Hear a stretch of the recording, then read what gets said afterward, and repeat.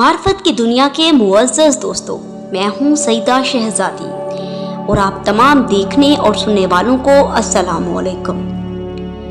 ناظرین گرامی، ساری دنیا حج کے لیے مکہ کا رخ کر رہی ہے، لیکن اللہ کے گھر میں ایک بہت افسوسناک واقعہ رونما ہونے والا ہے جسے بہت کم لوگ جانتے ہیں۔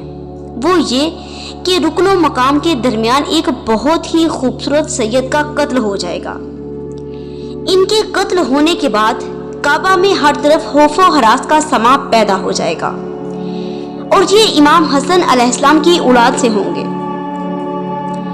یہ امام مہدی علیہ السلام کے ظہور پر نور کی وہ اہم نشانی آپ کو بتا رہی ہوں کہ امام مہدی علیہ السلام کے ظہور والے سال کعبے کے اندر حج کے دوران ایک بہت ہی عمدہ شخصیت کا قتل ہے۔ ان کے شہید ہو جانے کے بعد بہت جلد امام مہدی علیہ السلام کا ظہور ہو جائے گا۔ آپ سوچ رہے ہوں گے کہ یہ اسی سال واقع ہوگا یا پھر آئندہ آنے والے سالوں میں۔ دیکھیے، علامات ظہور مہدی جس طرح سے پوری ہو رہی ہیں، جس طرح سے مشرق میں آگ دیکھی گئی اور جس طرح سے چائنا میں آسمان سرخ ہوا، تو یہ ممکن ہے کہ اسی سال حج کے دوران یہ اہم نشانی پوری ہو جائے۔